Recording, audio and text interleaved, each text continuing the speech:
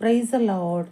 ആരെല്ലാം നമ്മെ മാറ്റി നിർത്തിയാലും ദൈവത്തിൻ്റെ സ്നേഹം നമ്മെ ചേർത്ത് പിടിക്കും.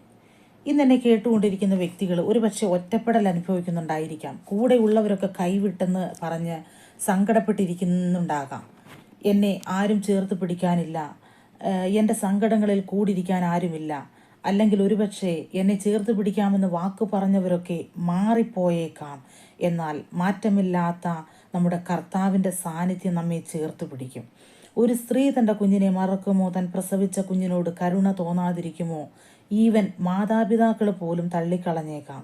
സഹോദരങ്ങൾ സാഹചര്യം നോക്കി സ്നേഹിക്കുന്നവരാണ് ഇന്ന് നമ്മുടെ കൂടെയുള്ളവർ. അവരുടെ കൂടെ സമയം സ്പെൻഡ് ചെയ്യാതെ നമ്മെ സ്നേഹിക്കുന്ന, നമ്മെ വീണ്ടെടുത്ത നമ്മുടെ കർത്താവിൻ്റെ പാദപീഠത്തിലിരിക്കുക. നമ്മെ ആരൊക്കെ കൈവിട്ടാലും, നമുക്ക് സൗന്ദര്യമില്ല, ആരോഗ്യമില്ല, ഒന്നിനും കൊള്ളത്തില്ല എന്ന് പറഞ്ഞ് അവഗണിച്ച്, നിനക്ക് ജോലിയില്ല, പണമില്ല എന്നൊക്കെ പറഞ്ഞ് അവഗണിച്ച് മാറ്റി നിർത്തുന്ന വ്യക്തികളുടെ നടുവിൽ നമ്മെ ചേർത്ത് പിടിക്കും. നമ്മുടെ സാഹചര്യം നോക്കാതെ, നമ്മുടെ കുറവുകൾ നോക്കാതെ നമ്മെ സ്നേഹിക്കുന്ന ഒരു നല്ല അപ്പൻ നമ്മുടെ കൂടെയുണ്ട്. നമുക്കറിയാം, ഉൽപ്പത്തി പുസ്തകത്തിനകത്ത് 21 അധ്യായം അതിൻ്റെ 17 വാക്യത്തിൽ ദൈവം ബാലൻ്റെ നിലവിളി കേട്ടു. ദൈവത്തിൻ്റെ ദൂതൻ ആകാശത്ത് നിന്ന് ഹാഗറിനെ വിളിച്ച് അവളോട്, ഹാഗറെ, നിനക്കെന്ത്? ഭയപ്പെടേണ്ട. ബാലൻ ഇരിക്കുന്നിടത്ത് നിന്ന് അവൻ്റെ നിലവിളി ദൈവം കേട്ടിരിക്കുന്നു. ബാലനെ താങ്ങി എഴുന്നേൽപ്പിച്ചു കൊള്ളുക എന്ന് പറഞ്ഞു. സാഹചര്യം നമുക്കറിയാം. ഹാഗർ, മിസ്രൈമദാസിയായ ഹാഗറിനെ സാറയുടെ ദാസി സാറ ഒരു നിമിഷത്തിൽ, ദുർബല നിമിഷത്തിൽ ഇറക്കി വിട്ടു.